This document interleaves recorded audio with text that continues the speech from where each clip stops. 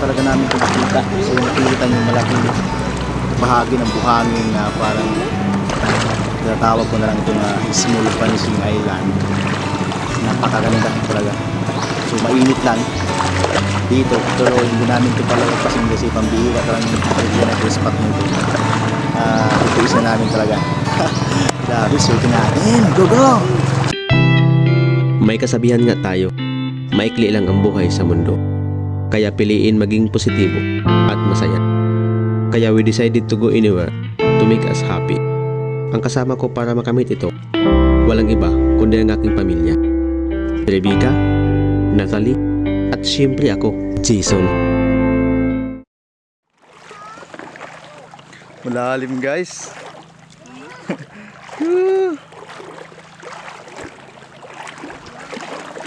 Malung may ano dito, mas sobrang gandang spot guys. Ayun. Parang ano siya, vanishing sand. Yun. So ayan guys, dito muna kami sa pansamantala sa gilid. So yung gamit namin na sa tinatawag kong Vanishing Island. Yun. So dito kami sa gilid kasi may mga tao dito kanina na naliligo. So may iniwan silang apoy. So hindi na kami nag-apoy. Kasi gaya ng dati, grabe ang hirap ang paapoy. So sinasamantala na namin ang ilay na to. Pinalikan namin. Iniwan namin itong mga gamit namin doon sa isla. Parang isla siya eh. Isla na nga. Ayan, so tingnan si mama. Hindi ka dito. Iiwan si mama. Tingnan namin yung posibleng ulamin namin ngayong tanghali. Ayan. So hi.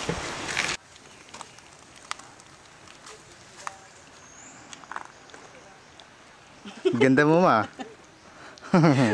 Mausok guys. Si Usok girl. So tapos na kaming ihaw. So pupunta na kami sa aming iniwanan na area. You know? Doon. Hi guys! So ngayon, meron kami nakitang cave na maliit dito. So gusto kong pasok.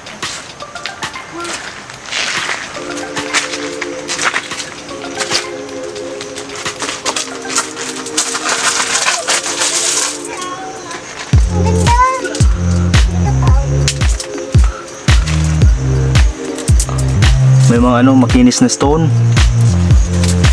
Kaya ganda dito guys. Pero hindi mga bato dito. Hindi ka matutulog dito. Oo. Pero may tubig. May tubig na tumutulog galing sa ibabaw guys. Tumatawid dito yung tubig. Kaso pag low tide ay pag high tide, pag nalaki na yung tubig, talagang pasok na pasok yung tubig sa na to, area na to. So hindi pwede. So ngayon lang kami nagkataon na pumasok kasi low tide. May mga tumutulo. Ito sa mga pinakamagandang nila dito guys. Napakaganda. So yun guys, yung labas. Nandiyan si mama sa labas. Iyaw pa ako guys. Ihaw sa ng ulamin namin. Yan. Muusok. Nag-prepare na kami ng makakain namin guys. So hindi tayo magtagal dito kasi kasama natin yung videographer natin na yan. So baka masira yung mga katawan yan siyempre. So agad tayong nag-prepare pagkatapos natin ihaw. So siyempre hindi mawawala yung pinakapaborito nating ulam. Hindi ka dito. Nakita mo yung ulam natin. Siyempre guys, hindi mawawala itong ating paboritong ganggit na kinilaw. Simple, sobrang fresh na fresh to. So kuha lang natin to kayo na mga buhay pa to habang hinihiwa ko.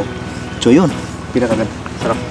Simple may nagbigay sa atin ng saging. Yun. Salamat sa nagbigay nito guys. Si mama, hi. Sobrang init guys. Nag-ihoy, nag-ano siya. Meron din tayong Coke. Meron din tayong pagpagutom.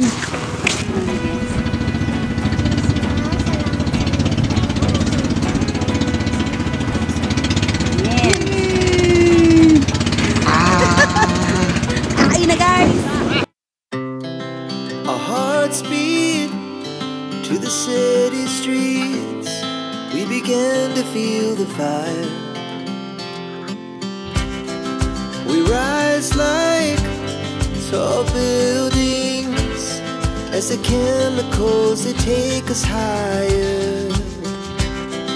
The night's young and it's just begun as she puts her hand in mine.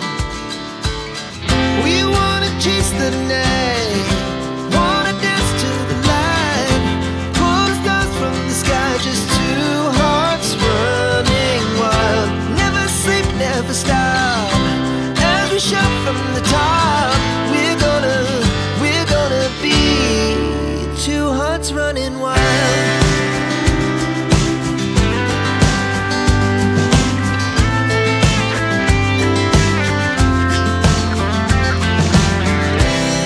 Now the morning is the afternoon. We lay awake in bed. The laughs so loud as the hours pass. We're gonna do it all again. We wanna chase the night, wanna dance to the light, pull the stars from the sky, just two hearts running wild. Never sleep, never stop, as we shout from the top. We're gonna be, we're gonna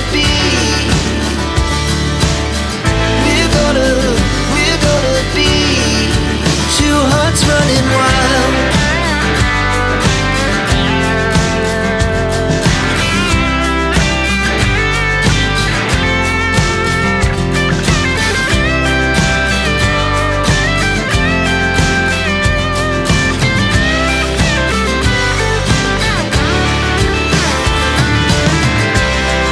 The moonlight, summer sky, it was the best we ever had. And we'll stay on forever. We'll never have regrets. We wanna chase the night, wanna dance to the light, pull the stars from the sky, just two hearts running wild. Never sleep, never stop, as we shout from the top. We're gonna be two hearts running wild. We're gonna be, we're gonna be two hearts running wild. So, hi guys! Ayan sila mama. Okay na?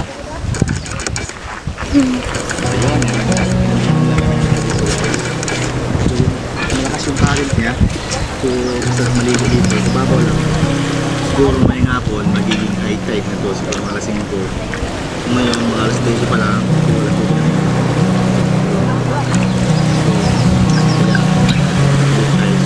Timing.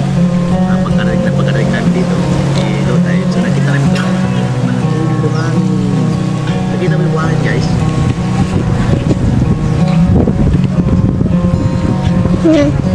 So solid. So ito guys, si Natalie may alam siyang parang tinig ng ibon. Sige, pakita mo nga, Ray. Kita mo? Sige, 1, 2, 3, go. Ooh. Ang galing. Okay tayo, it's okay.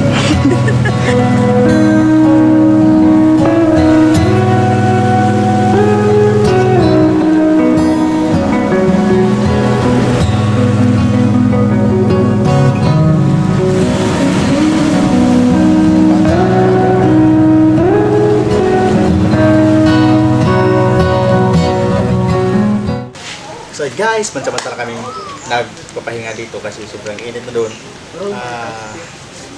Nakakasira na ng balat, baka masira yung balat ng sugar natin. Sira tali. So maganda naman dito kasi hindi yung hangin kasi maraming kahoy. At sa likuran ko kung makikita nyo, yung mayroon siyang cave. So gusto kong pasukin. Ano idea nyo, pasukin na rin? Ha? Okay. Sige, sa akin kanila, papakita. Ako lang muna maghawak kasi mahirap na. Papakita ko sa inyo guys. Yan, cave na yan. Yan yung lagusan niya. Guys, yan o.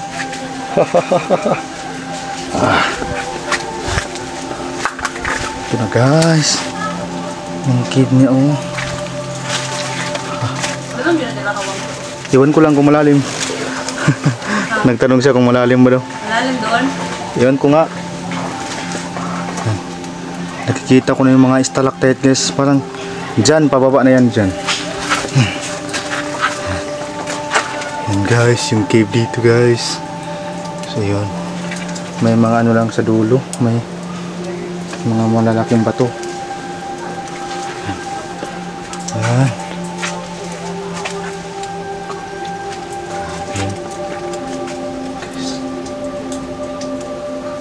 Hindi na natin mapasukin guys kasi ay, may ibon. Grabe yun. May ibon.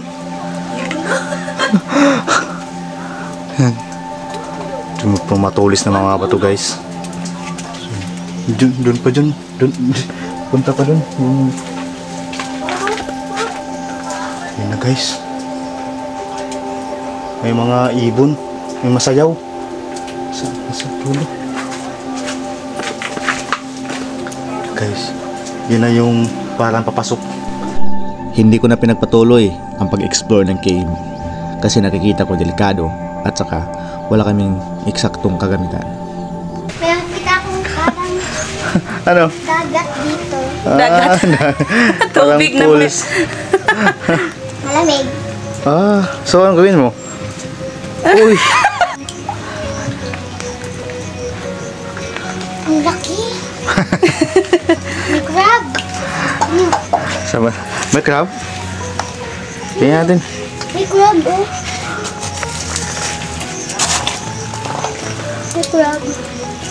Hala. Inalagaan siguro yan. Sige nga, ano mo yung tubig? Touch mo yung tubig, i-touch mo. Tubig.